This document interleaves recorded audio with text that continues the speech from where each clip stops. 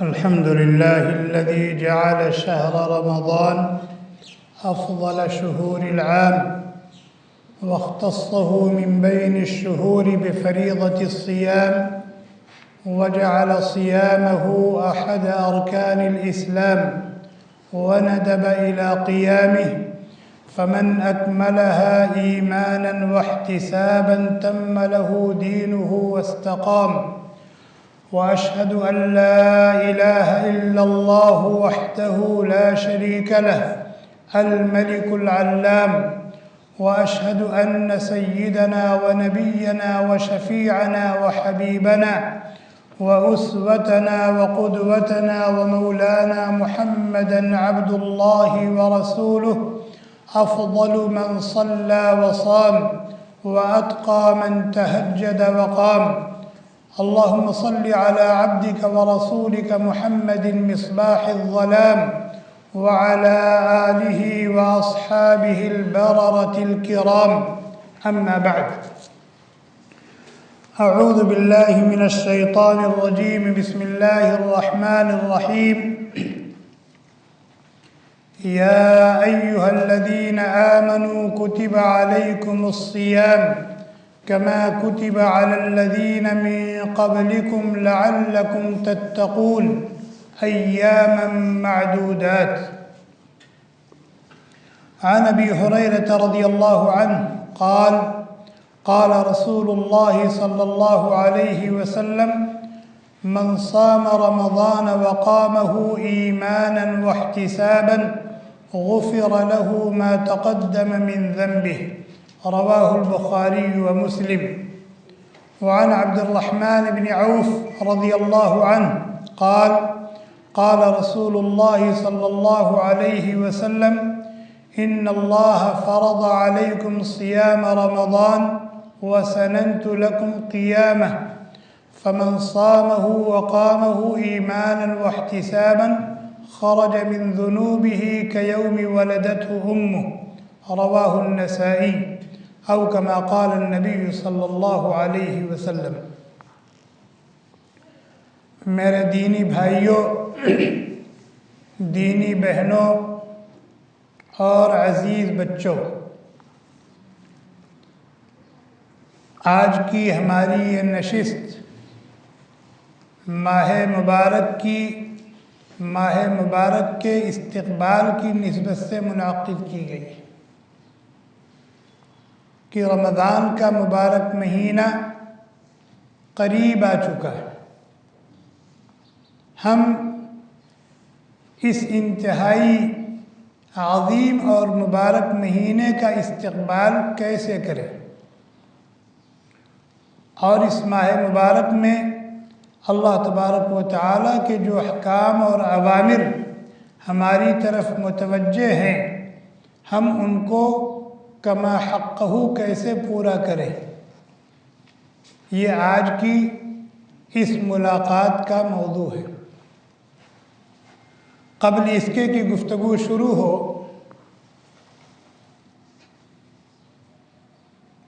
ہم سب دین کے محتاج ہیں. کہنے والا بھی محتاج ہے، سننے والے بھی محتاج ہیں، بلکہ کہنے والا سننے والوں سے زیادہ محتاج ہے. اس لیے ہم یہ عزم کریں کہ دین کی بات اخلاص کے ساتھ کہیں گے اور سنیں گے، اور جو کچھ کہیں گے اور سنیں گے اس کو سمجھنے کی کوشش کریں گے، محفوظ کرنے کی کوشش کریں گے، اور عمل کے جذبے سے سنیں گے، اور حسب توفیق خداوندی اپنے دوسرے بھائیوں اور بہنوں تک بھی پہنچائیں گے، بتائیں گے. جیسے دین سیکھنا اور اس پر عمل کرنا یہ ہماری ذمہ داری ہے، اسی طرح سے ان سیکھی ہوئی باتوں کو دوسروں تک پہنچانا، ان کو سکھانا، یہ بھی ہماری ذمہ داری ہے. رمضان کا یہ مبارک مہینہ جس کی آمد ہے، انتہائی عظیم مہینہ ہے. انقلابی مہینہ ہے، اپنی زندگیوں میں تبدیلی لانے کا مہینہ ہے، ہمارے اندر پائی جانے والی کمیوں اور کوتاہیوں کو دور کرنے کا مہینہ ہے، اور خوبیوں اور کمالات سے اپنے شب و روز کو جگمگانے کا مہینہ ہے، اپنے آپ کو سنوارنے اور سجانے کا مہینہ ہے، دینی اعتبار سے، روحانی اعتبار سے، اخلاقی اعتبار سے آگے بڑھنے اور ترقی کرنے کا مہینہ ہے، اللہ تبارک و تعالیٰ کا محبوب اور مقرب، چہیتا اور پیارا بننے کا مہینہ ہے، اللہ تبارک و تعالیٰ کی اس ماہ مبارک میں ٹوٹ کر برسنے والی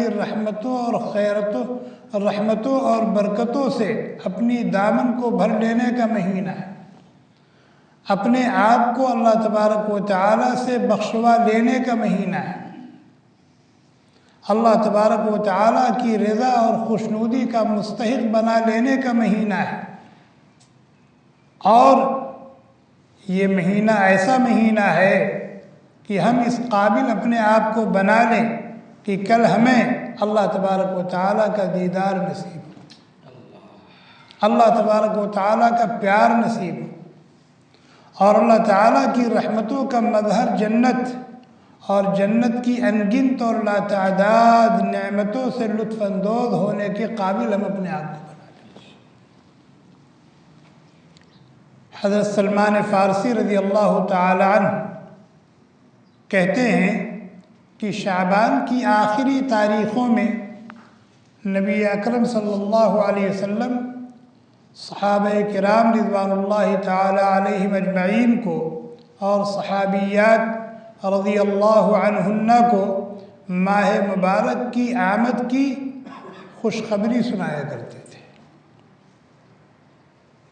اور اس کے احکام ان کے سامنے بیان کیا کرتے تھے۔ یا ایھا الناس قد اظلکم شہر عظیم مبارک، اے لوگو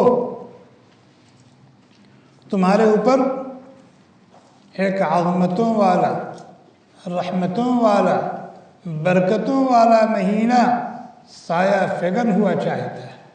یا ایھا الناس قد اظلکم شہر عظیم مبارک، نبی کی زبان سے جو کچھ نکلتا ہے وہ نبی کی طرف سے نہیں ہوتا، وہ اللہ کی طرف سے ہوتا ہے۔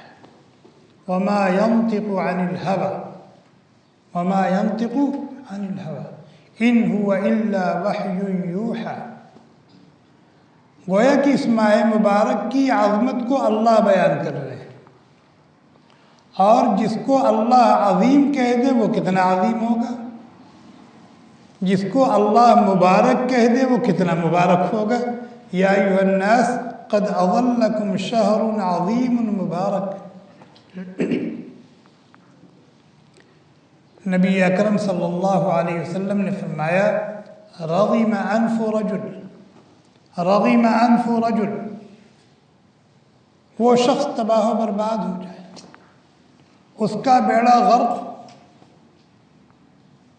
صحابہ کرام رضی اللہ تعالی عنہم نے پوچھا کس کے بارے میں اتنا سخت جملہ کہا جا رہا ہے، اتنی شدید وعید سنائی جا رہی ہے؟ اللہ کے نبی علیہ السلام نے فرمایا من ادرک رمضان فلم یغفر لہ، جس کو رمضان کا مبارک مہینہ ملا اور وہ اللہ کا محبوب نہیں بن گیا، اللہ کا پیارا اور چہیتا نہیں بن گیا، اللہ کا ولی اور اللہ کا دوست نہیں بن گیا، وہ تباہ و برباد ہو جائے۔ اس لیے کہ اب کون سا وقت اور کون سی گھڑی اس کو ملے گی جب وہ ایسا بنے گا، جب رمضان میں نہیں بن سکا۔ تو اس ماہ مبارک کے ایک ایک لمحے کی قدر دانی کرنے والے ہم بن جائیں۔ آج یہاں سے اٹھیں تو اس فکر کو، اس عزم کو لے کر کے اٹھیں۔ ویسے تو ایک بندہ مومن کی پوری زندگی کا ایک ایک لمحہ انتہائی قیمتی ہے، زندگی کا کوئی بھی لمحہ یوں نہیں گزرنا چاہیے، لیکن اوقات اوقات میں، لمحات لمحات میں، گھڑیوں اور گھڑیوں میں اور مہینوں میں فرق ہوتا ہے، ان کی عظمت، ان کی اہمیت بڑھ جاتی ہے۔ اس لیے اس ماہ مبارک کے تعلق سے نبی اکرم صلی اللہ علیہ وسلم اور نبی اکرم صلی اللہ علیہ وسلم کی اتباع میں ان کے وارثین اس ماہ مبارک کی عظمت کو بیان کرتے رہتے ہیں۔ اس ماہ مبارک میں اللہ تبارک و تعالیٰ کا سب سے اہم حکم جو اس کے بندوں اور بندیوں کی طرف متوجہ ہے وہ روزہ رکھنے کا حکم ہے۔ نماز تو ہمیں سال کے 12 مہینے پڑھنا ہے، 5 فرائض وہ تو ادا کرنے ہیں۔ اسی طریقے سے زکوٰۃ یہ بھی ایک اہم ترین فریضہ ہے۔ جو صاحب نصاب ہیں، شریعت کی نظر میں مالدار ہیں، ان کے اوپر زکوٰۃ فرض ہے، زکوٰۃ ادا کرنا۔ جو لوگ صاحب استطاعت ہیں، ان کے اوپر حج فرض ہے، ان کو حج کرنا۔ اسی طریقے سے رمضان کا مبارک مہینہ جن کو مل جائے تو روزے ان پر فرض ہوتے ہیں اور روزہ ان کو رکھنا ہے۔ یہ اسلام کے 5 بنیادی ارکان میں تیسرا اہم ترین رکن ہے۔ اللہ تعالیٰ نے قرآن میں فرمایا، بھی آیت کریمہ آپ کے سامنے تلاوت کی گئی تھی، یا ایھا الذین آمنوا کتب علیکم الصیام۔ اے ایمان والو، ایمان والوں کا کیا مطلب؟ ترجمہ یہی ہوتا ہے نا، یا ایھا الذین آمنوا، اے ایمان والو۔ اے ایمان والوں کا مطلب یہ ہوتا ہے کہ اے میرے وہ بندو اور اے میری وہ بندیوں جنہوں نے میرے بن کر، میری مان کر زندگی گزارنے کا مجھ سے عہد و پیمان کر لیا ہے، کتب علیکم الصیام، تم پر روزے فرض کر دیے گئے۔ کتب علیکم الصیام، تم پر روزے فرض کر دیے گئے، اور روزوں کی فرضیت کا اعلان ہو رہا ہے۔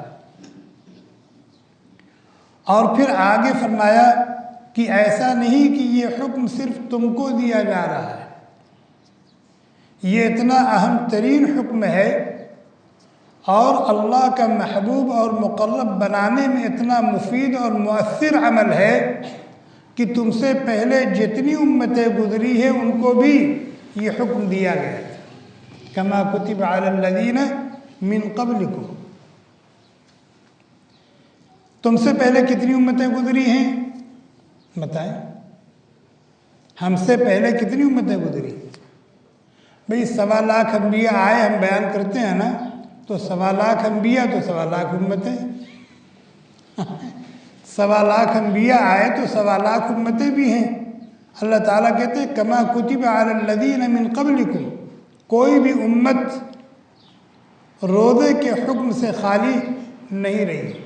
ہاں، روزوں کی تعداد میں فرق رہا ہے اور روزہ رکھنے کے جو اوقات ہیں اس میں تفاوت رہا ہے، اور روزہ رکھنے کے جو آداب ہے اس میں بھی کچھ تبدیلی رہی ہے، لیکن روزے کا جو حکم ہے یہ سب کو دیا گیا۔ اس سے اس حکم کی عظمت اور اہمیت کا اندازہ ہوتا ہے۔ آگے اللہ تعالیٰ فرماتے ہیں لعلکم تتقون، یہ حکم ہم نے تم کو دیا ہے، اس سے مقصد ہے تاکہ تم روزہ رکھ کر رفتہ رفتہ متقی بن جاؤ، رفتہ رفتہ متقی بن جاؤ۔ ایک آدمی بیمار ہے، وہ ڈاکٹر کے یہاں گیا، ڈاکٹر نے اس کے لیے نسخہ تجویز کیا اور کہا کہ یہ 10 دن کی دوا ہے، آپ اس ترتیب پر 10 دن یہ دوائیں استعمال کریں، انشاءاللہ ٹھیک ہو جائیں۔ اب وہ ڈاکٹر کی ہدایت کے مطابق وہ دوائیں کھا رہا ہے، تو جیسے جیسے دوائیں کھاتا جائے گا، آگے بڑھتا جائے گا، اس کی صحت بحال ہوتی جائے گی۔ عام طور پر دیکھا گیا ہے کہ ڈاکٹر کی تشخیص کے مطابق جتنے دن کا علاج تجویز ہوا تھا اتنے دن دوا کھانے کے بعد آدمی صحت یاب ہو جاتا ہے۔ لیکن یہ صحت جو بحال ہو رہی ہے رفتہ رفتہ بحال ہو رہی ہے۔ اسی طریقے سے روزہ رکھنے کی برکت سے بھی بندہ رفتہ رفتہ متقی بنتا ہے، رفتہ رفتہ متقی بنتا ہے۔ تو ہم اس ماہ مبارک میں اللہ کا یہ حکم پورا کریں اور اس حکم کو پورا کرنے کے ساتھ اپنے سامنے مقصد رکھیں، اور وہ مقصد کیا ہے کہ ہمیں متقی بننا ہے، ہمیں متقی بننا ہے، پرہیزگار بننا ہے، اللہ کا ولی اور اللہ کا دوست بننا ہے۔ صرف روزہ رکھ کر خانہ پوری نہیں کرنی ہے، اپنے کاندھوں سے ایک بوجھ نہیں اتارنا ہے، بلکہ روزہ رکھ کر ہمیں اللہ کا ولی بننا ہے، اللہ کا دوست بننا ہے۔ تو اللہ تعالیٰ فرماتے ہیں لعلکم تتقون، یہ 14 گھنٹے کا، 15 گھنٹے کا، 16 گھنٹے کا، 12 گھنٹے کا جو روزہ ہم رکھوا رہے ہیں نا، میرے بندوں میری بندیوں، تم کو مشقت میں ڈالنا مقصد نہیں ہے، تم کو بھوکا اور پیاسا رکھنا مقصد نہیں ہے۔ تم کو مشقت میں ڈال کے ہمیں کیا ملے گا؟ تم کو بھوکا اور پیاسا رکھ کے ہم کو کیا ملے گا؟ بس ہم یہ چاہتے ہیں کہ تم اس حکم کو پورا کر کے متقی بن جاؤ، اور پھر ہم اپنی ولایت اور دوستی کا تاج تمہارے سروں پر سجا کر، اپنی دیدار اپنی زیارت سے نواز کر، اپنی رضا اور خوشنودی کا پروانہ تمہارے ہاتھوں میں تھما کر، جنت کا دولہا اور جنت کی دلہن بنا کر کے جنت میں پہنچا۔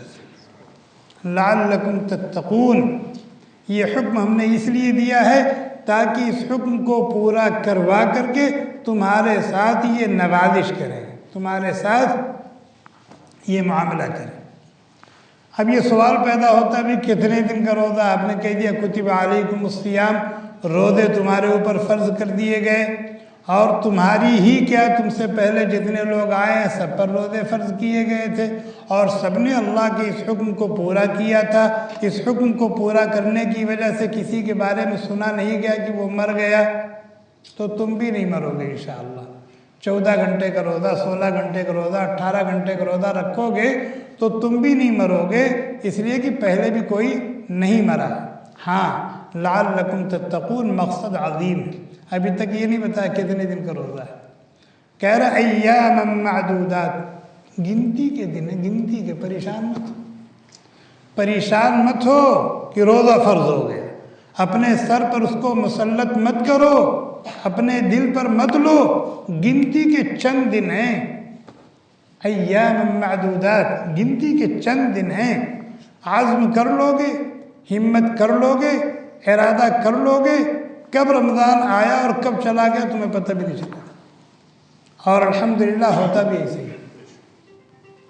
ہوتا بھی ایسے ہی ہے کہ ابھی استقبال ہو رہا ہے رمضان کا، اور پھر یوں گزر گیا کہ سوچ کر کے دل کے اندر ایک ہوک اٹھتی ہے کہ یہ کیا ہو گیا، یہ کیا ہو گیا؟ ابھی تو یہ تھا کہ رمضان آ رہا ہے، آ رہا ہے، آ رہا، آیا اور چلا بھی گیا۔ ایام معدودات، اسی آیت کریمہ کے آگے والی آیت میں اللہ تعالیٰ فرماتے ہیں فَمَنْ شَهِدَ مِنْكُمُ الشَّهْرَ فَلْيَصُمْ، تم میں کا جس کو رمضان کا مبارک مہینہ ملے اسے چاہیے کہ روزہ رکھے، روزہ فرض ہے۔ فَمَنْ شَهِدَ مِنْكُمُ الشَّهْرَ فَلْيَصُمْ، تم میں کا جس کو رمضان کا مبارک مہینہ ملے اسے چاہیے کہ روزہ رکھے، روزہ اس کے اوپر فرض ہے۔ اب یہ من اتنا عام ہے، فمن من اتنا عام ہے کہ اس کے اندر سب داخل ہے۔ کون کون داخل ہے؟ ہر وہ شخص داخل ہے جو مسلمان ہو، عاقل ہو، بالغ ہو، مسلمان ہو، عاقل ہو، بالغ ہو، وہ اس کے اندر داخل ہے۔ فمن شہید منکم الشہر فلیصم، اس لیے کہ کافر کے اوپر، کافر جو ہے ایمان کا مکلف ہے، ابھی اعمال کا مکلف نہیں، نماز پڑھنے کا مکلف نہیں، روزہ رکھنے کا مکلف نہیں، ابھی وہ ایمان کا مکلف ہے۔ اور جس دن وہ ایمان قبول کر لے گا پھر وہ نماز کا بھی مکلف ہو جائے گا، روزوں کا بھی مکلف ہوگا۔ اسی طریقے سے جب تک بچہ نابالغ ہے، بچہ ہو یا بچی ہو، احکام شرع کے وہ مکلف نہیں ہیں، ان کے اوپر اللہ کا کوئی حکم فرض اور واجب نہیں ہے، لیکن اگر وہ کرتے ہیں تو اس کا ان کو اجر ملے گا، ان کے ماں باپ کو اجر ملے گا، اور اس حسن تربیت کا پھل ماں باپ کھائیں گے کہ ابھی فرض نہیں ہے نماز لیکن بچہ پڑھ رہا ہے، بچی پر نماز فرض نہیں ہے لیکن پڑھ رہی ہے، بچوں اور بچیوں پر روزہ فرض نہیں ہے لیکن روزہ رکھ رہے ہیں، یہ معلوم ہے کہ یہ حسن تربیت کی برکت ہے۔ تو اس کا پھل کس کو ملے گا؟ بچوں اور بچیوں کو تو ملے گا، ماں باپ کو ملے گا، اولیاء امور کو۔ اسی طریقے سے مسلمان تو ہے، بالغ بھی ہے، لیکن ہوش و حواس سلامت نہیں ہے، اس کی عقل زائل ہو چکی ہے، جس کو ہم اپنی زبان میں مجنون کہتے ہیں، دیوانہ کہتے ہیں، وہ بھی احکام شرع کا مکلف نہیں ہے، اس کے اوپر بھی نہ نماز فرض ہے نہ روزہ فرض ہے۔ یہ تین نکل گئے نا، فمن شہید منکم الشہر، کہ جو بھی رمضان کا مبارک مہینہ پائے اسے چاہیے کہ روزہ رکھے، اس میں سے ان تین کو نکال دیجیے، اسے کہ یہ مکلف نہیں ہے، اور تکلیف کی جو شرائط ہے وہ ان کے اندر نہیں پائی جاتی، اس کے علاوہ سب اس میں داخل ہے، مرد ہو یا عورت ہو، شہری ہو یا دیہاتی ہو، مسافر ہو یا مقیم ہو، صحت مند ہو یا تندرست ہو، بوڑھا ہو یا جوان ہو، پڑھا لکھا ہو یا بے پڑھا لکھا ہو، سب اس کے اندر داخل ہے۔ فمن شہد منکم الشہر فلیصم، جس کو رمضان کا مبارک مہینہ ملے اسے چاہیے کہ روزہ رکھے، اللہ کا حکم ہے اور یہ واجبی حکم ہے، رکھے بغیر چارہ کار نہیں ہے۔ اتنی بات سمجھ میں آ گئی؟ اب اس حکم سے کچھ لوگوں کو آگے اللہ تعالیٰ مستثنیٰ کر رہے ہیں۔ کیوں؟ یہ حکم سن کر کے بیمار پریشان ہو گیا کہ اللہ تعالیٰ نے روزہ رکھنے کا حکم دیا اور میں بیمار ہوں، میں تو روزہ نہیں رکھ سکتا، اب میرا کیا بنے گا؟ مسافر پریشان ہو گیا کہ میں تو سفر میں ہوں یا سفر پر جا رہا ہوں اور سفر میں روزہ رکھنا بڑا مشکل اور دشوار ہے، میں کیسے روزہ رکھوں گا، میرے لیے تو مصیبت ہے۔ اسی طریقے سے ایک عورت ہے، اس کے پیٹ میں حمل ہے اور حمل کا کچھ ایسا بھی وقت ہوتا ہے کہ اس حالت میں روزہ رکھنا مشکل ہوتا ہے، خود حامل کے لیے بھی مشکل ہوتا ہے روزہ رکھنا، اور اس کے پیٹ میں جو حمل ہے اس کے لیے بھی مشکل ہوتا ہے، وہ بھی پریشان ہو رہی ہے کہ میں کیسے روزہ رکھوں۔ اسی طریقے سے وہ خاتون بھی پریشان ہو رہی ہے، جس کی گود میں چھوٹا سا بچہ ہے، اس کو دودھ پلاتی ہے وہ، اور بچہ باہر کی کوئی چیز نہیں کھاتا ہے، اس کے ماں کے دودھ پر گزارا کرتا ہے۔ اب اگر ماں 12-14 گھنٹے کا روزہ رکھتی ہے تو دودھ یعنی بچے کی خوراک اس کو نہیں ملے گی، جس سے بچہ متاثر ہوگا یا خود ماں متاثر ہوگی، وہ بھی پریشان ہے۔ اسی طریقے سے وہ بوڑھا آدمی ہے جو بیمار نہیں ہے لیکن اتنی زیادہ عمر ہو گئی ہے کہ اس عمر میں روزہ رکھنا اس کے لیے بہت دشوار، روزہ نہیں رکھ سکتا، وہ بھی پریشان ہے۔ اسی طریقے سے وہ بڑھیا بھی پریشان ہے جو کبر سنی کی وجہ سے، بڑھاپے کی وجہ سے اب روزہ رکھنے کی استطاعت اس کے اندر نہیں ہے، وہ بھی پریشان ہے۔ اللہ تبارک و تعالیٰ سب کی پریشانی کو دور کر رہے ہیں، سب کی پریشانی کو دور کر رہے ہیں۔ چنانچہ فرماتے ہیں فمن کان منکم مریضا، فمن کان منکم مریضا، ہم نے حکم تو دے دیا کہ جو مسلمان ہے، عاقل ہے، بالغ ہے، رمضان کا مبارک مہینہ اس کو مل رہا ہے تو روزہ رکھے وہ۔ ہاں اگر تم میں کوئی بیمار ہے، شریعت کی اصطلاح میں بیمار کس کو کہتے ہیں؟ ہماری اصطلاح میں تو نزلہ زکام ہو گیا تو کہتے ہیں انا مریض، کھانسی آ گئی، چھینک آ گئی تو انا مریض، دست شروع ہو گئے تو انا مریض، ہلکا پھلکا بخار آ گیا تو انا مریض، ہوتا ہے کہ نہیں ہوتا؟ لیکن شریعت کی اصطلاح میں مریض کہتے ہیں اس شخص کو کہ جس کو ایسا مرض لاحق ہو، کہ اس مرض کے ہوتے ہوئے روزہ رکھنا بے انتہا دشوار ہو؟ اشتداد مرض کا اندیشہ ہو یا امتداد مرض کا اندیشہ ہو؟ اشتداد مرض کا مطلب یہ ہے کہ روزہ رکھے گا تو بے انتہا مشقت میں پڑ جائے گا، اس کی جان کے لالے پڑ جائیں گے، اور روزہ رکھنے کی وجہ سے مرض کے مزید بڑھ جانے کا اندیشہ ہے، اس لیے کہ روزہ رکھے گا تو دوا وغیرہ تو کھائے گا نہیں، تو مرض کے بڑھ جانے کا اندیشہ ہے، یا یہ کہ مرض کے دیر پا ہو جانے کا اندیشہ ہے، ڈاکٹر کی تجویز کے مطابق ہم 3 دن میں ٹھیک ہو جائیں گے اینٹی بائیوٹک لے کر کے، لیکن اگر ہم روزہ رکھیں گے اور دوائیں وغیرہ ٹائم پر نہیں لیں گے تو ہو سکتا ہے یہ مرض اور کھینچ جائے۔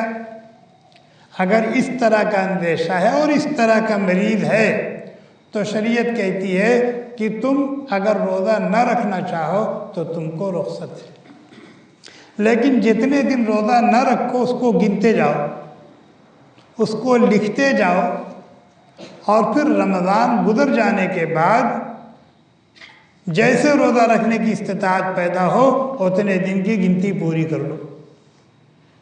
روزہ معاف نہیں ہے، رخصت دی جا رہی ہے کہ اس وقت نہیں رکھ سکتے ہو مرض کی وجہ سے، بیماری کی وجہ سے، تو ابھی نہ رکھو، بعد میں رکھ لینا۔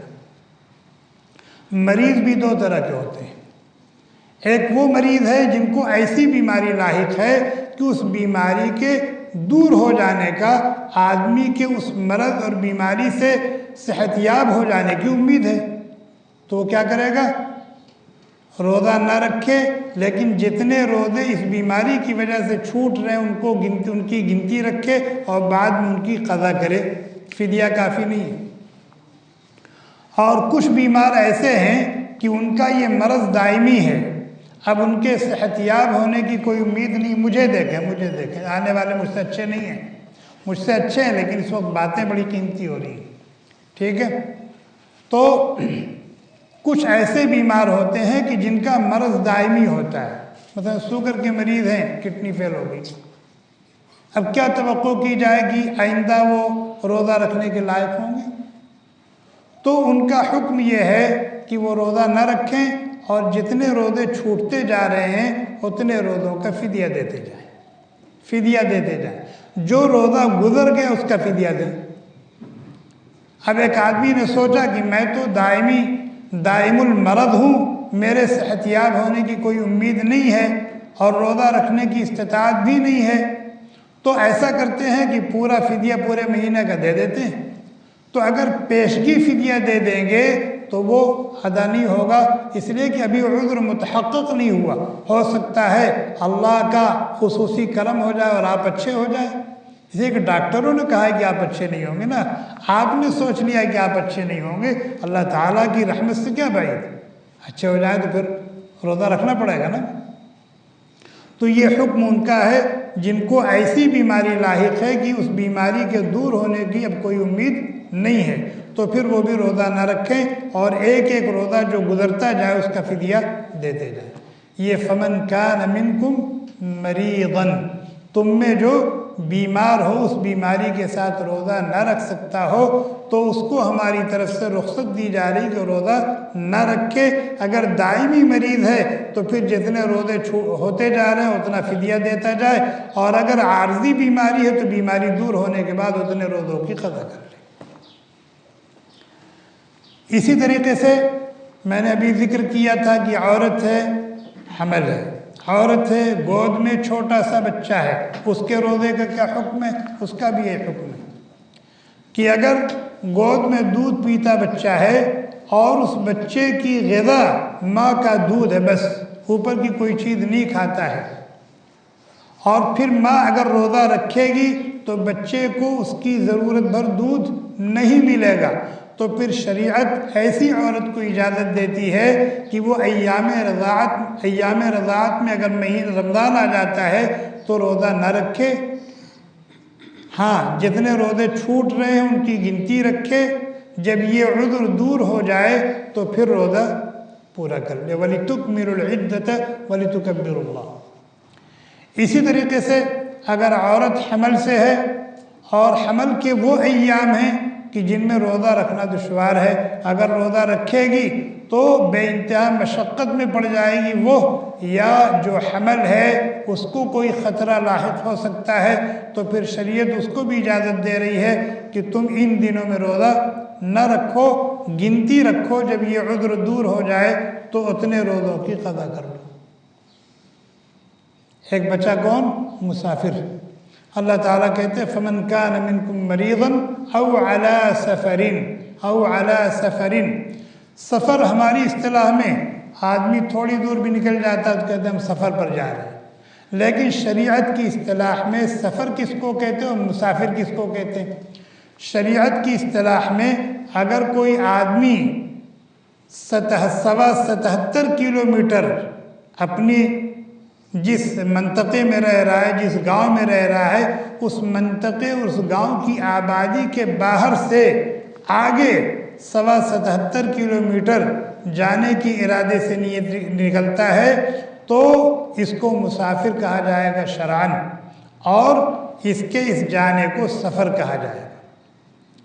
اب شریعت یہ کہتی ہے کہ تم کو اختیار دیا جاتا ہے کہ اگر تم دوران سفر روزہ رکھنا چاہو تو روزہ رکھو، اللہ کا حکم ہے، اور اگر نہ رکھنا چاہو تو تم کو رخصت دی جاتی ہے روزہ نہ رکھو، لیکن جتنے دن روزہ نہیں رکھو گے سفر ختم ہونے کے بعد اتنے دنوں کی قضا کرنی پڑے گی۔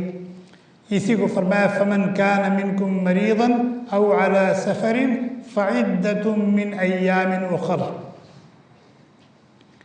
بڑی مہربانی فرمائی آپ نے، مریض بھی خوش ہو گیا، مسافر بھی خوش ہو گیا، وہ خاتون بھی خوش ہو گئی جس کے گود میں چھوٹا سا بچہ ہے، وہ خاتون بھی خوش ہو گئی جس کے پیٹ میں حمل ہے۔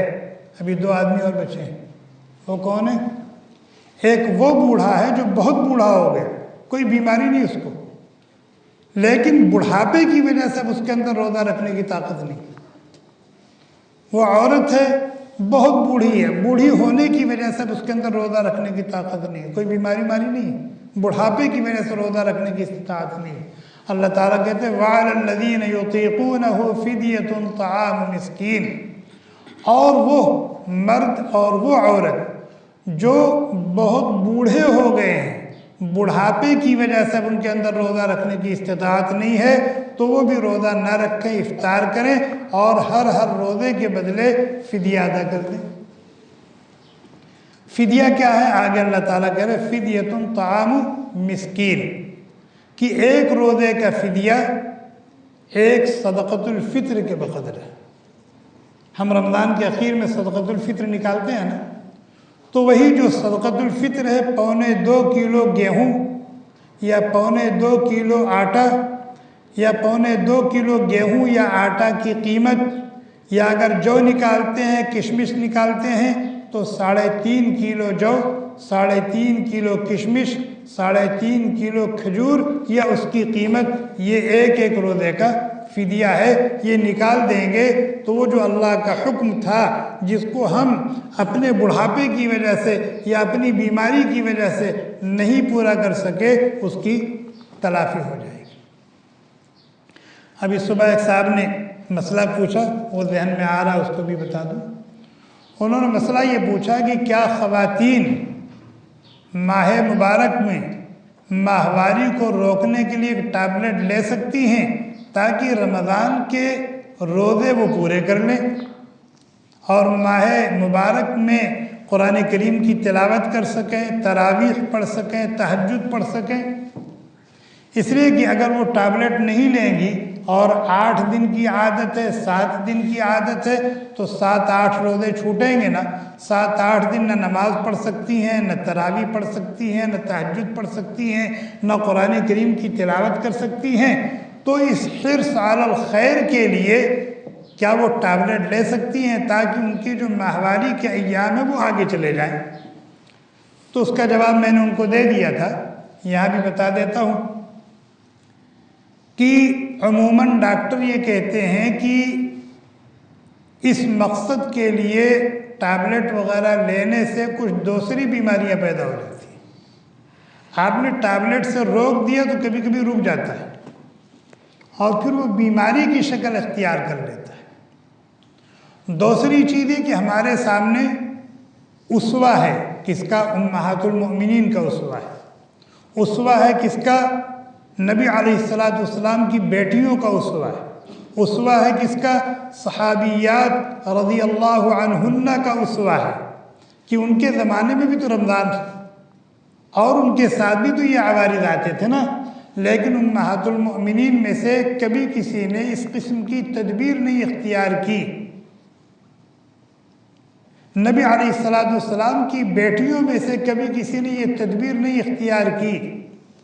اسی طریقے سے صحابیات میں سے کسی سے منقول نہیں ہے کہ انہوں نے یہ تدبیر اختیار کی ہو اپنی اس فطرت کو روکنے کے لیے تاکہ روزے پورے کر سکیں۔ اس لیے بہتر یہ ہے کہ انہوں نے جیسے عمل کیا ہم بھی ویسے عمل کریں، تاکہ ٹیبلٹ کی وجہ سے جو منفی اثرات پڑتے ہیں اور دوسری طرح طرح کی بیماریاں اور پریشانیاں لاحق ہو جاتی ہیں ہم اس سے محفوظ رہیں۔ یہ کرنا چاہیے۔ وہ ہمارے لیے اسوہ ہے، ہمارے لیے نمونہ ہے، اور ہم سے زیادہ خیر کے حریص تھے، وہ ہم سے زیادہ خیر کے حریص تھے، اس لیے اس پر رہنا چاہیے۔ ماہواری آ گئی، روزہ نہ رکھیں، نماز نہ پڑھیں، لیکن روزہ اور نماز کے علاوہ اور بھی بہت سے کام ہیں جو وہ کر کے اللہ کا قرب حاصل کر سکتی ہیں اور اپنے اوقات کو قیمتی بنا سکتی ہیں، وہ کریں۔ جہاں تک مسئلہ جواز کا ہے کہ اگر کوئی کرے تو کسی دیندار ماہر ڈاکٹر سے مشورہ کر کے کرے، اس سے مشورہ کر لیں کہ ہم ایسا کرنا چاہتے ہیں۔ اگر وہ مشورہ دے دے کہ ہاں آپ کی طبیعت، آپ کی صحت اس طرح کی ہے، اگر آپ کریں گے تو اس کا کوئی منفی اثر نہیں پڑے گا، تو پھر اگر کوئی کرنا چاہتا ہے تو کر سکتا ہے۔ بہرحال یہاں تک تو بات یہ بیان ہوئی کہ روزے اللہ تبارک و تعالیٰ کی طرف سے فرض ہیں، اور کس پر فرض ہے؟ فرض تو سب پر ہے۔ اب وہ ادا کرے، چاہے روزہ رکھ کے ادا کرے اور چاہے فدیہ دے کر کے ادا کرے۔ روزہ کہتے کس کو ہیں؟ روزے کی حقیقت ہے صبح صادق سے لے کر، صبح صادق معلوم ہے نا، صبح صادق سے لے کر غروب آفتاب تک اللہ تعالیٰ کہتے ہیں کلوا واشربوا حتی یتبین لکم الخیط الابیض من الخیط الاسود من الفجر۔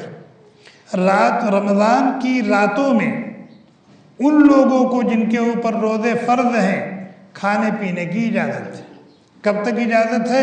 کہہ رہے ہیں صبح صادق تک اجازت ہے۔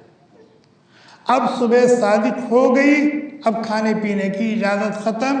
ثم اتموا الصیام الی اللیل، اب تمہارا روزہ شروع ہو گیا ہے۔ اب کب تک روزہ رکھنا ہے؟ رات تک۔ رات کب سے شروع ہوتی ہے؟ رات شروع ہوتی ہے غروب آفتاب سے۔ آفتاب غروب ہو گیا، آپ کا روزہ پورا ہو گیا، آپ افطار کر لیجئے، مغرب کی اذان ہوئی یا نہیں ہوئی اس سے مطلب نہیں ہے۔ اسی طریقے سے صبح صادق ہو گئی، آپ کا روزہ شروع ہو گیا، کھانے پینے کا سلسلہ بند ہوا، فجر کی اذان ہوئی یا نہیں اس سے مطلب نہیں۔ نہ تو روزہ کے شروع ہونے کا تعلق فجر کی اذان سے ہے کہ فجر کی اذان تک سحری کھا سکتے ہیں، یا فجر کی اذان ہو رہی پھر بھی کھا رہے ہیں، غلط ہے۔ کھانے کی اجازت صبح صادق تک ہے، بس صبح صادق ہو گئی، کھانا پینا بند۔ اب اگر صبح صادق کے بعد اگر کوئی کھا رہا ہے تو اس کا روزہ نہیں ہو، اس لیے کہ روزے کا جو وقت ہے صبح صادق سے لے کر غروب آفتاب تک۔ اور روزے کی حقیقت یہ ہے کہ بندہ اللہ کا حکم سمجھ کر، اللہ کا حکم سمجھ کر، اللہ کو راضی کرنے کی نیت سے، اللہ سے اجر و ثواب کا امیدوار بن کر، شوق و ذوق کے ساتھ کیا کرے؟ صبح صادق سے لے کر غروب آفتاب تک ان تمام چیزوں سے اپنے آپ کو بچائے جن سے روزہ فاسد ہو جاتا ہے۔ کھانے پینے کی چیزیں چاہے وہ غذائیں کھائی پی جاتی ہوں یا دوائیں کھائی پی جاتی ہوں، اس سے احتیاط کرے۔ اسی طریقے سے خواہش نفس جو ایک تقاضا ہوتا ہے اور میاں بیوی کے ملاپ سے وہ پورا ہوتا ہے، اس سے بھی کیا کرنا ہے؟ بچنا ہے۔ وہ بھی روزے کی حقیقت میں داخل ہے اور اس سے روزہ فاسد ہو جائے گا۔ یہ ہے روزے کی حقیقت۔ اگر اس طرح سے کوئی شخص روزہ رکھتا ہے تو پھر کہا جائے گا کہ اس نے اللہ کے حکم کو پورا کر لیا، جو فرض اس کی طرف متوجہ تھا وہ فرض ادا ہو گیا۔ یہ تو روزے کی حقیقت ہے۔ لیکن روزے کے کچھ آداب بھی ہیں، روزے کے کچھ آداب بھی ہیں۔ اگر روزے کی اس حقیقت کے ساتھ روزے کے آداب کی بھی رعایت کی جائے تو پھر یہ لعلکم تتقون جو مقصد ہے وہ حاصل ہو جائے گا، وہ حاصل ہو۔ اور اگر صبح صادق سے غروب آفتاب تک روزے کی نیت سے نہ کچھ کھایا نہ پیا اور بیوی کے قریب بھی نہیں گئے، لیکن نظر کی حفاظت نہیں ہے، زبان کی حفاظت نہیں ہے، کان کی حفاظت نہیں ہے، دل اور دماغ کی حفاظت نہیں، ہاتھ اور پیر کی حفاظت نہیں ہے،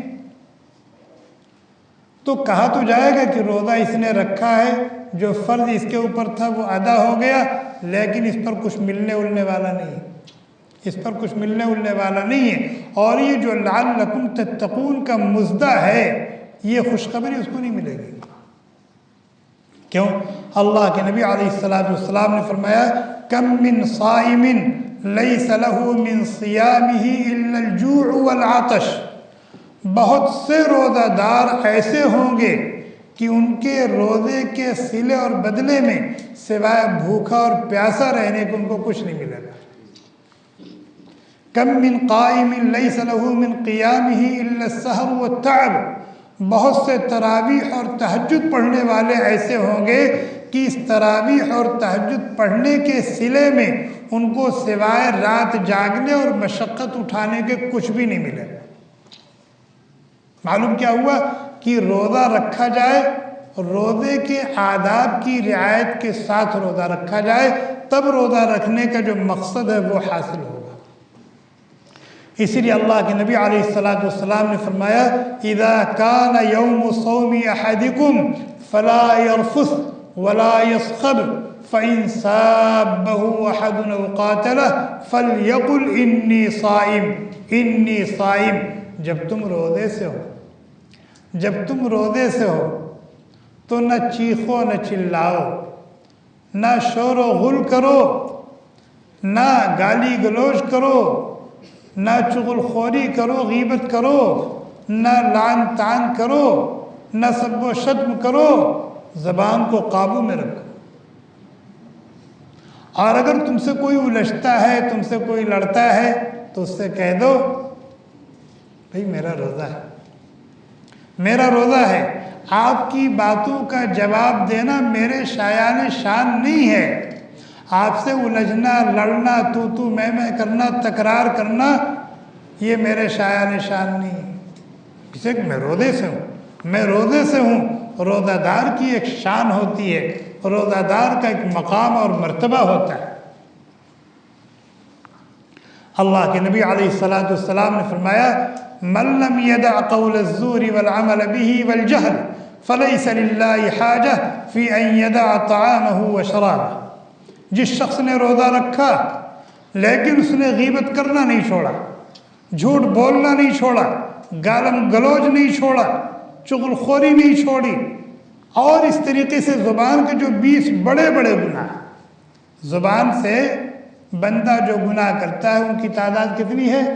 20 ہے، اور 20 گناہ کبیرہ ہے۔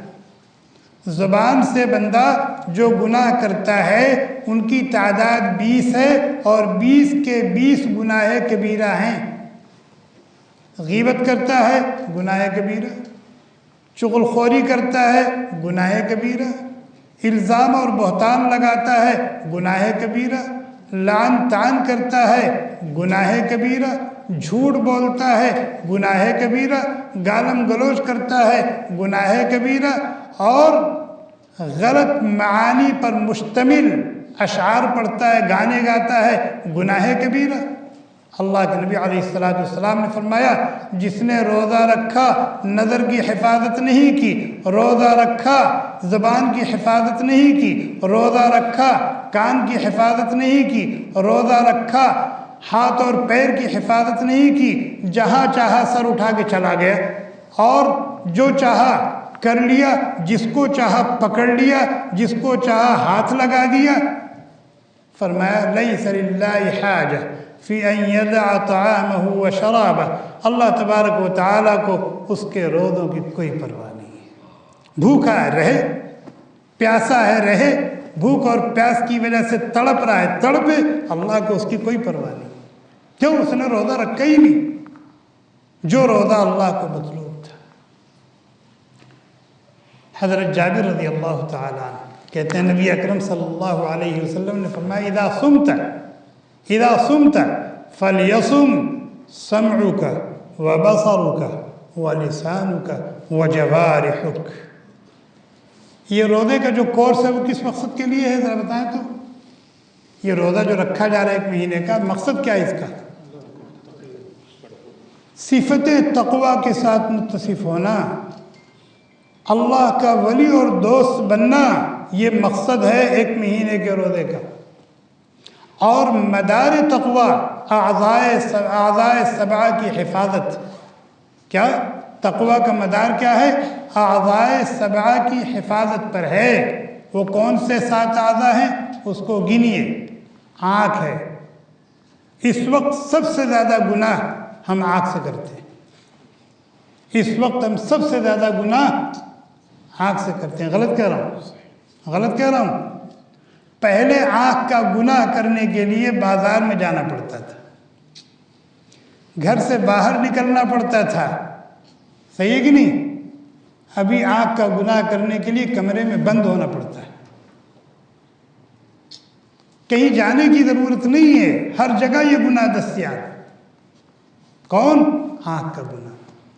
آپ موبائل آپ کے ہاتھ میں، یوٹیوب پر چلے جائیے، فیس بک پر چلے جائیے، انسٹاگرام پر چلے جائیے، ہے کہ نہیں؟ دل کے اندر ایک تڑپ اٹھی، جذبہ اٹھا کہ حضرت مولانا طارق جمیل صاحب دامت برکاتہم کا بیان بڑا مؤثر اور بے انتہا مفید ہوتا ہے، رمضان کی آمد ہے، لاؤ حضرت کا کوئی بیان اس موضوع سے متعلق سن لوں۔ اس نیک مقصد کو لے کر کے یوٹیوب پر چلا گیا۔ بیان تک اکثر نہیں پہنچ پاتے، لوگ بھٹک جاتے ہیں۔ غلط کہہ رہا ہے، منزل تک عموماً نہیں پہنچ پاتے، اور راستے ہی میں اچک لیے جاتے ہیں، ہائی جیک کر لیے جاتے ہیں۔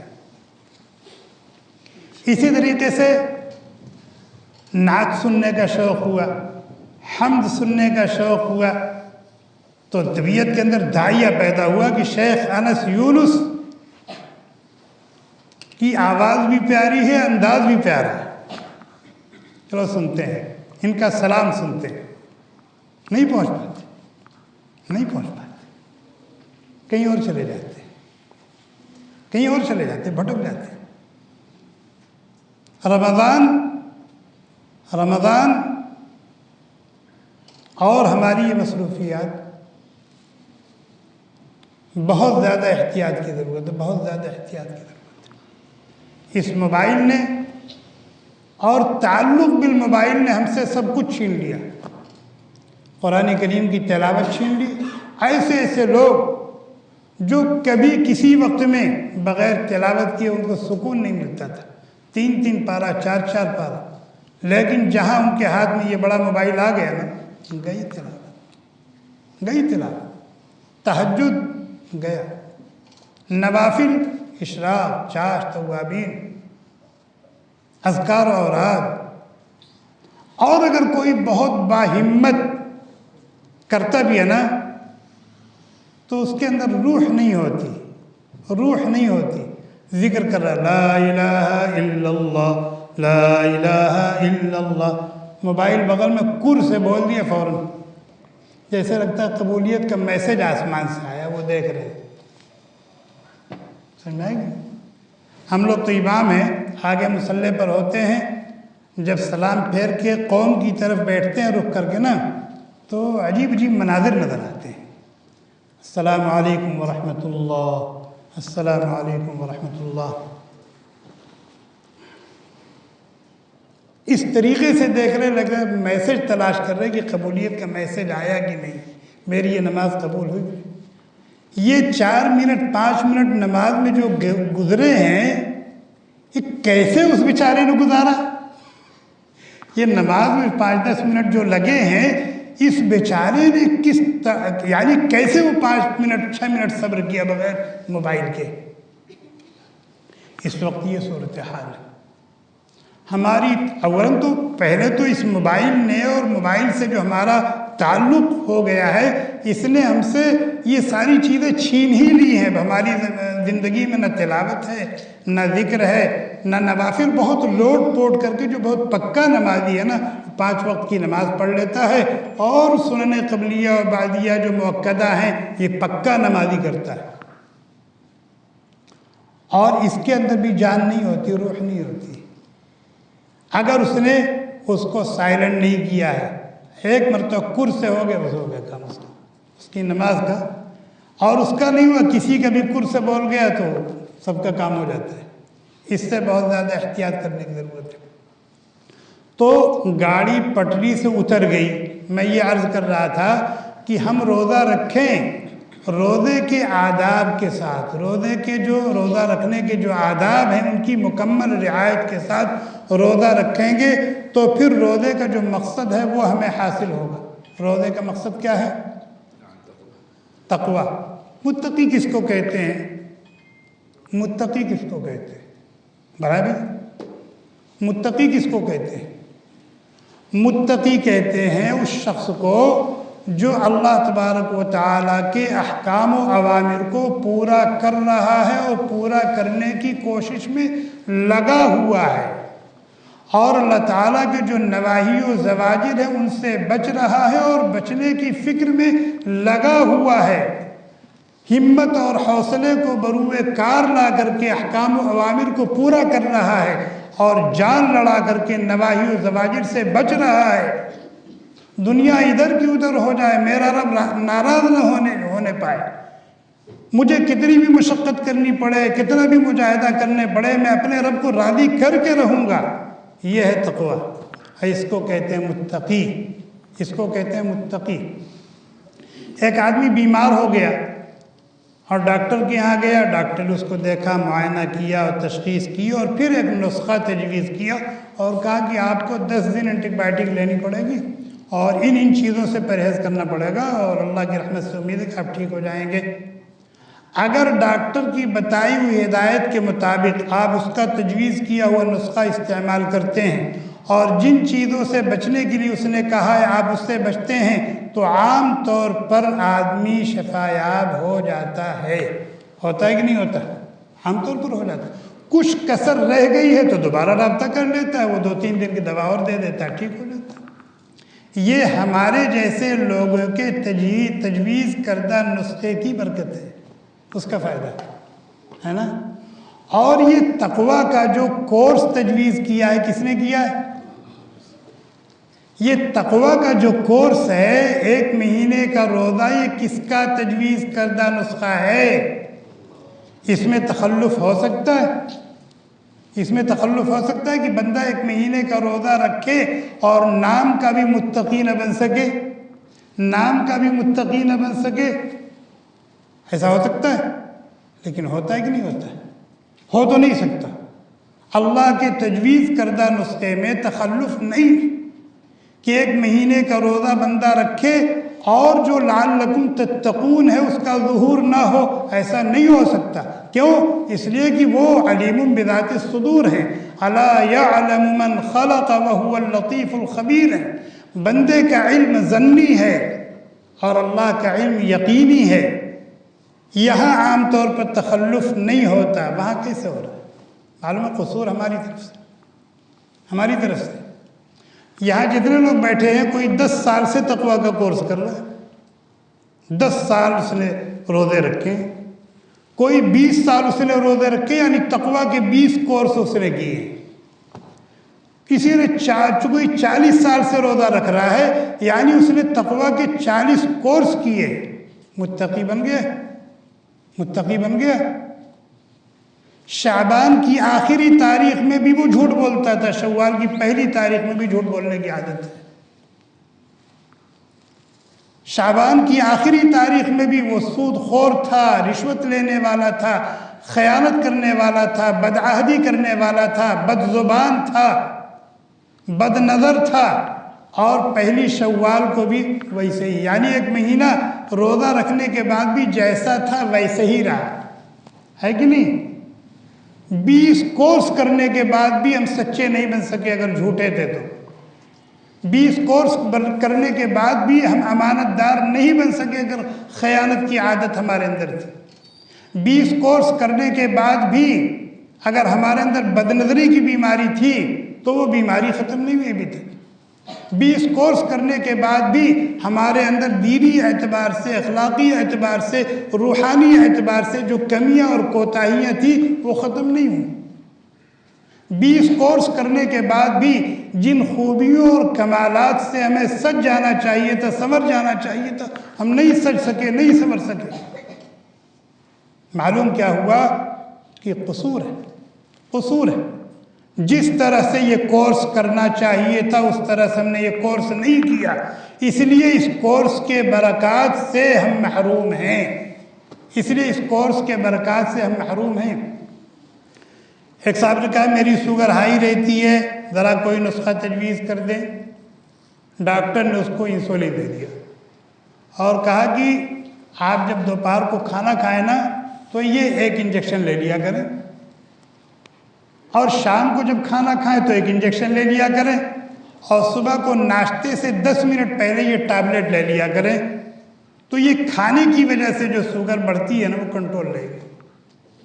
ڈاکٹر نے نسخہ تجویز کر دیا اور یہ خرامہ دوا اور ٹیبلٹ اور انجیکشن لے کے چلے آئے، لایا اور انجیکشن لگایا، بیٹھ کے رسگلہ کھا رہا ہے، انجیکشن لگایا انسولین کا اور کھا کیا رہا ہے؟ رسگلہ کھا رہا ہے، گلاب جامن کھا رہا ہے، حلوے کھا رہا ہے۔ بھئی گاجر کا حلوہ آج کل بڑا مست بنتا ہے، چلو گاجر کا حلوہ کھاتے ہیں۔ اس انجیکشن لگانے کا فائدہ اس کو حاصل ہوگا؟ اس کی شوگر کنٹرول میں آئے گی؟ بلڈ پریشر کا مریض ہے، کہا میں تھوڑا سا بھی مرچا مسالہ اور نمک کھاتا ہوں میرا بلڈ پریشر ہائی ہو جاتا ہے۔ ڈاکٹر نے ٹیبلٹ دیا تجویز یعنی چیک کر کے، اور کہا کہ ایک ٹیبلٹ آپ کھانے کے بعد کھا لیا کریں۔ اب وہ ٹیبلٹ تو کھایا اس نے، لیکن مستقل جو ہے وہ مرغن چرغن مشحم چیزیں کھا رہا، دوا کا کوئی اثر ظاہر ہوگا؟ اس لیے کہ اس دوا کا اثر ظاہر ہونے کے لیے یا اس کے اندر جو خصوصیت ہے اس سے فائدہ اٹھانے کے لیے ضروری ہے ان چیزوں سے پرہیز کرنا جو اس کو بے اثر کر دینے والی ہے، بے ویلو کر دینے والی ہے۔ اسی طریقے سے روزہ رکھیں، اور روزے کا جو مقصد ہے اس کو پانے کے لیے، حاصل کرنے کے لیے ضروری ہے کہ روزے کو بے اثر کرنے والی جو چیزیں ہیں ہم ان سے مکمل احتیاط کریں، مکمل احتیاط کریں، مکمل احتیاط کریں، تب ہمیں روزوں کا جو فائدہ ہے، جو لعلکم تتقون کی شکل میں بتایا گیا وہ ہمیں حاصل ہوگا، ورنہ نہیں حاصل ہوگا۔ اور اس کے لیے بہت زیادہ ضروری ہے، بہت زیادہ ضروری ہے موبائل سے دوری۔ موبائل سے تو ہمیں موبائل کے غلط استعمال، موبائل سے دوری کا مطلب کیا معلوم ہے؟ موبائل کے غلط استعمال۔ اور بعض لوگ کہتے ہیں کہ میں موبائل غلط نہیں استعمال کرتا، پھر بھی 4-4 5 گھنٹہ لگے رہتے ہیں۔ موبائل کا جائز استعمال بھی زیادہ مضر ہے، موبائل کا جائز استعمال بھی اگر ضرورت سے زیادہ ہو تو مضر ہے۔ بریانی بنی ہوئی ہے، بہترین خوشبو آ رہی، بالکل حلال اور پاکیزہ ہے، کھانے کی اجازت ہے، روح افزا کا شربت رکھا ہوا ہے اور پیاس لگی ہوئی ہے، طبیعت کھینچ رہی ہے اس کی طرف، پینے کی اجازت ہے۔ اللہ تعالیٰ کہتے ہیں کلوا واشربوا ولا تسرفوا، میرے بندے کھا، تیرے ہی لیے ہے، پی، تیرے ہی لیے ہے، لیکن بس اتنا کھا جتنا ہضم کر لے، اتنا پی جتنا ہضم کر لے، ورنہ یہ ضرورت سے زیادہ جائے گا نا تو یہ تمہارے لیے رحمت کے بجائے زحمت بن جائے گی۔ اسی طریقے سے موبائل کا استعمال بھی ضرورت سے زیادہ یہ مضر، ضائع وقت. پتہ چلا کہ آج کیا ہے، یوم الریاضی ہے، اس کو کیا کہتے ہیں انگلش میں؟ ہاں، آج اوریدو کی طرف سے 5 GB مفت آ رہی ہے. اب اس 5 GB کو 12 گھنٹے کے اندر استعمال کرنے کے لیے لگے ہوئے. 12 گھنٹے میں ختم ہو جائے گی. 5 GB مفت میں آئی ہے نا، اس GB کو کارآمد بنانے کے لیے اپنا 3 گھنٹہ وہ ضائع کر رہا ہے. 3 گھنٹہ ضائع کر رہا ہے. بھئی تیری GB مفت کی ہے، لیکن میرا وقت تھوڑا ہی مفت کا ہے. میرا وقت تو بڑا قیمتی ہے. لیکن آدمی سوچتا نہیں، اس کے پاس دماغ نہیں. اس مفت کی آئی ہوئی GB کو کارآمد بنانے کے لیے اب ظاہر 3 گھنٹہ 4 گھنٹہ موبائل میں لگا ہوا، کیا کرے گا بتائیے، کیا کرے گا؟ سمجھ آ رہا نہیں آ رہا؟ اس لیے اس ماہ مبارک میں ہم یہ عہد کریں، یہ نہیں کہوں گا کہ اس کو 3 طلاق دے دیں کہ پھر رجعت کی شکل باقی نہ رہے، لیکن کچھ تو کرنا پڑے گا. رمضان کے اندر اللہ تبارک و تعالیٰ کی ٹوٹ کر برسنے والی رحمتوں کو، برکتوں کو، مغفرتوں اور بخششوں کو سمیٹنے کے لیے قربانی دینی پڑے گی. اور یہ قربانی بہت بڑی قربانی ہے، مردوں کے لیے بھی اور عورتوں کے لیے بھی، مردوں کے لیے بھی عورتوں کے لیے بھی. اس وقت ہماری تمام عبادات کو، تراویح ہو، روزہ ہو، نماز ہو، اذکار و اوراد ہو، بے روح کرنے والی چیز یہ ہے. اس لیے چاہے ہمارے وہ بھائی ہوں دینی یا ہماری دینی بہنیں ہوں، یہ عزم کریں اور اس کی پریکٹس ابھی سے شروع کریں. ابھی سے اس سے پیچھا چھڑانا شروع کریں. جائز میسج بھی بھیجنے کی ضرورت نہیں بابا. آپ صبح کو فجر کی نماز کے بعد اشراق پڑھنے کے بعد جب نیٹ آن کرتے ہیں نا، تو ایسا لگتا ہے میسیجوں کی بارش شروع ہو گئی. اور بہترین میسیج بھیجنے والا بے نمازی، فجر اس نے نہیں پڑھی. آپ جب تحقیق کریں گے نا، تو یہ جو میسیجوں کی بارش ہوئی ہے صبح، اس میں ایسے خوشبخت ایسے بھی لوگ ہوں گے جنہوں نے اتنا بہترین میسیج بھیجا کہ اگر اس پر عمل کر لیا جائے تو زندگی سنور جائے، لیکن بھیجنے والی کی خود برباد ہے، فجر نہیں پڑی. اس لیے اس کا بہت زیادہ خیال کرنا چاہیے. اذان کا وقت ہو گیا ہے. شیراز بھائی نے کہا تھا کہ 5 بجے تک تم گفتگو کرنا، اور 5 کے بعد پھر لوگ گفتگو کریں گے، تم کو خاموش رہنا ہے. لیکن آپ لوگ اتنی توجہ سے سن رہے تھے کہ صرف روزے کی حقیقت اور روزہ کن کن لوگوں پر فرض ہے اور کس کس شکل میں اس کی ادائیگی ہو سکتی ہے، اور پھر روزے کے جو آداب ہیں، اسی میں سارا وقت نکل گیا. ابھی 10 منٹ ہیں. اس ماہ مبارک میں اللہ تبارک و تعالیٰ کے ایک اہم ترین حکم جو اس کے بندوں اور بندیوں کی طرف متوجہ ہے، وہ کیا ہے؟ روزہ کا حکم. اس کو پورا کرنا. ایک روزہ بھی نہ چھوٹنے پائے. عہد کرے. من افطر، اللہ کے نبی علیہ السلام نے فرمایا، من افطر یوما من رمضان من غیر رخصت ولا مرض لم يقض صوم الدہر کلہ وان صام.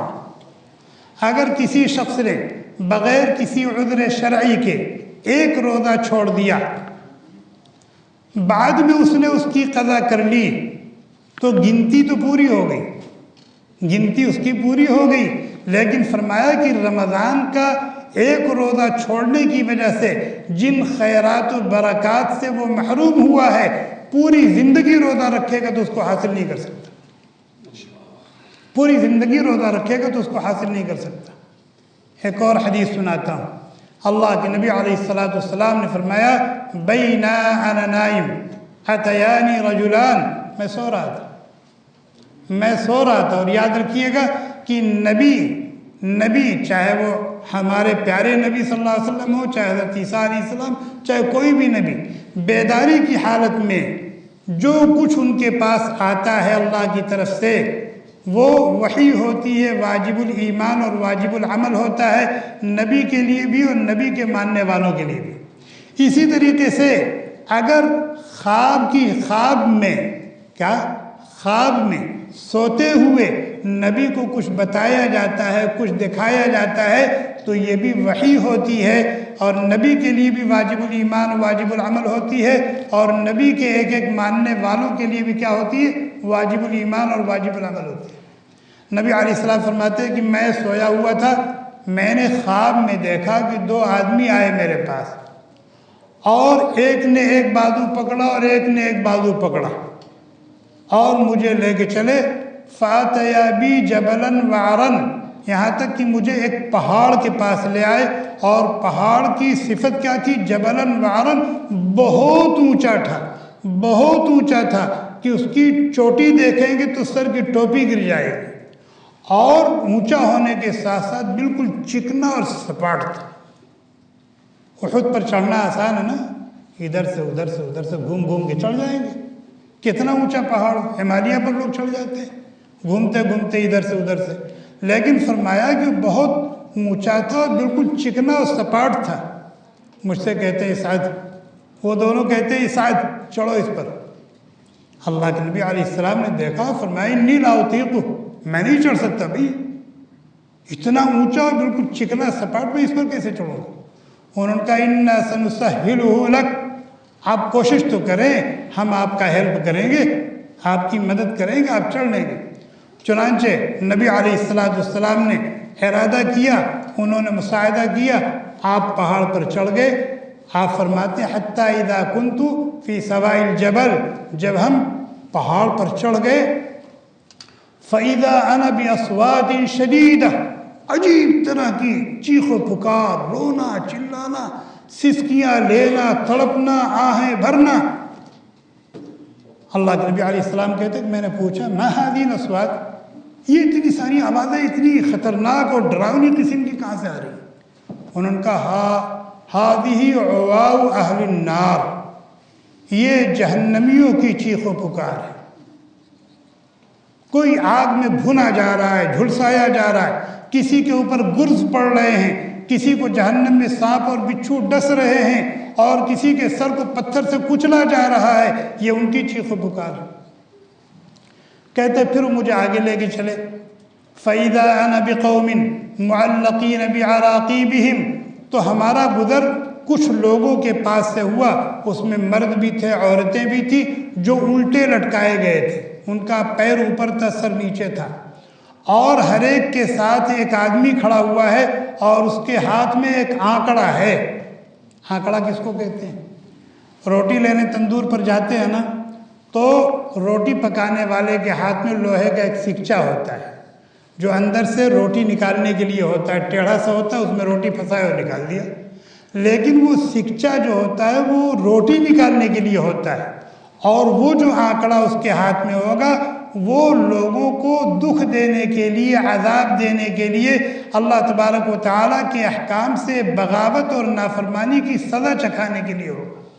چنانچہ فرمایا کہ وہ الٹے لٹکے ہوئے لوگوں کے گال میں اس آنکڑے کو ڈالے گا اور پھاڑتا ہوا گدی تک لے جائے گا، جس سے خون کے فوارے چھوٹیں گے، پھر گھوم کے دوسری طرف جائے گا، اس کے ساتھ بھی یہی برتاؤ کرے گا، اور اس کو پھاڑنے کے بعد پھر اس طرف آئے گا تو یہ پہلے جیسا ہو چکا ہوگا، پھر اس کو پھاڑے گا، اس کے ساتھ یہ معاملہ ہو رہا ہوگا۔ اللہ کے نبی علیہ السلام نے پوچھا من ہؤلاء، یہ کون لوگ ہیں؟ فرمایا یہ آپ کی امت کے روزہ خور لوگ ہیں، یہ آپ کی امت کے روزہ خور لوگ ہیں جن پر روزے فرض تھے اور وہ روزے نہیں رکھتے تھے، جن پر روزے فرض تھے اور وہ روزے نہیں رکھتے تھے۔ آج امت کا 95% معاشرہ بے نمازی،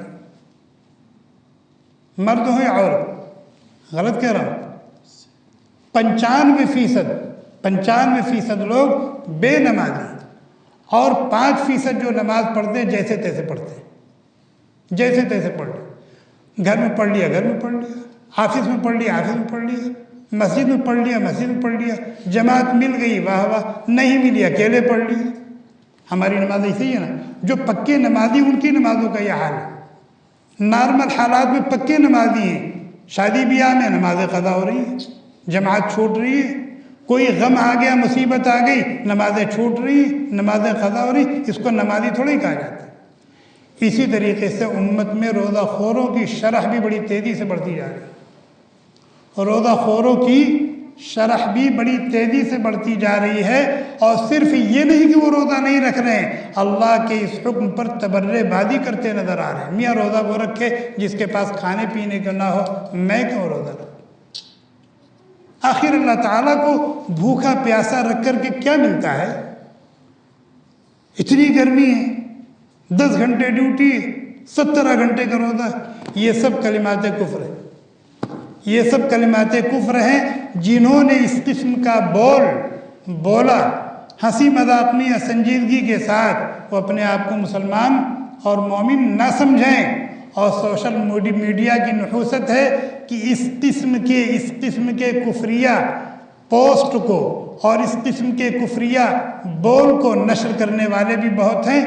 کسی بھی نیت سے وہ نشر کرتے ہیں، وہ بھی اپنے آپ کو مسلمان نہ سمجھیں، وہ بھی اپنے آپ کو مسلمان نہ سمجھیں. نام عبد الرحمن رہے گا، نام عبداللہ، لیکن اللہ کے رجسٹر میں یہ لوگ مسلمان. اللہ کے کسی حکم پر عمل نہ کرنا یہ فسق ہے، اور اللہ کے کسی حکم پر تبرے بازی کرنا، استہزاء کرنا، مذاق اڑانا یہ کفر ہے. اللہ تعالی ہم سب کو کہنے سننے سے زیادہ عمل کرنے کی توفیق عطا فرمائیں. رمضان کا یہ مبارک مہینہ قریب آ چکا ہے. اللہ تبارک و تعالی صحت اور عافیت کے ساتھ ہم سب کو لمبی عمر عطا فرمائیں، اور اس ماہ مبارک کی ایک ایک لمحے کی قدردانی کرنے کی توفیق عطا فرمائیں. اور روزہ رکھنے کا جو حکم دیا ہے اور ان کے نبی نے روزہ رکھنے کے جو آداب بتائے ہیں، ان آداب کی رعایت کے ساتھ روزے کے مقصد کو سامنے رکھ کر روزہ رکھنے کی توفیق عطا فرمائیں. سبحانک اللہم بحمدک نشہد ان لا الہ الا انت نستغفرک ونتوب الیک. سبحان ربک رب العزة عما یصفون وسلام علی المرسلین والحمد للہ رب العالمین. ابھی 5 منٹ ہے. رمضان میں اللہ تعالیٰ کا دوسرا حکم ہے 20 رکعت تراویح پڑھنے کا. 20 رکعت تراویح پڑھنا ائمہ اربعہ کے نزدیک سنت مؤکدہ ہے، اور تراویح میں پورا قرآن پڑھنا یا سننا یہ بھی سنت مؤکدہ ہے. یہ 2 سنتیں ہیں. اس لیے ہم عزم کریں کہ ہم ان دونوں سنتوں کو بھی، جو سنت مؤکدہ ہیں، ان کو بھی. اب آپ کہیں گے ہمارے پورے علاقے میں کہیں 20 رکعت ہوتی نہیں. ام سعید میں کوئی سپر مارکیٹ، اس میں آفر لگا ہوا ہے، دوحہ سے لوگ چلے جاتے ہیں، وہاں چلے جاتے ہیں، نہیں چلے جاتے. تو 20 رکعت تراویح پڑھنے کے لیے 8 کلومیٹر کا سفر کیوں نہیں کرتے؟ تراویح میں پورا قرآن سننے کے لیے 10 کلومیٹر نہیں جا سکتے ہیں؟ پیٹرول پمپ پر آفر رکھا ہوا ہے اور وہاں کوپن ملتا ہے، پیٹرول بھرانے کے لیے کہاں چلے جاتے ہیں؟ جاتے نہیں جاتے. حالانکہ آپ کی ضرورت کی ساری چیزیں آپ کے بغل میں مل رہی ہیں، لیکن صاحب نہیں، لولو میں جائیں گے، 4 آنا ڈسکاؤنٹ ہے وہاں. تو دنیا کے لیے تو ہم اتنی مشقت اٹھاتے ہیں، بھاگ دوڑ کرتے ہیں، اور دین کے لیے تو تراویح کا خیال کریں. اسی طریقے سے جیسے یہ شہر الصیام ہے، شہر القیام ہے، شہر القرآن بھی ہے. قرآن کریم کی تلاوت کا اہتمام ایک مسلمان کو پورے سال کرنا چاہیے، اور رمضان میں تو قرآن ہی کا ہو جانا چاہیے. رمضان میں قرآن ہی کا ہو جانا چاہیے. یہ ہمارے اکابر کی سنت ہے اور ان کا طریقہ ہے. اسی طریقے سے ہم انٹرنیشنل بھکاری اور فقیر ہیں. سال کے 12 مہینے ہمیں اللہ سے مانگنے کا اہتمام کرنا چاہیے. اپنی ہر چھوٹی بڑی ضرورت ان کے سامنے رکھیں، اپنا ہر دکھڑا ان کو سنائیں. لیکن یہ شہر الدعا ہے. رمضان میں دعا کا بہت زیادہ اہتمام کیا جائے. رمضان میں صدقات و خیرات کا بہت زیادہ اہتمام کیا جائے. جزاکم اللہ، بارک اللہ فیکم. Thanks for watching. Don't forget to like, comment, share and subscribe to Al Wahid channel.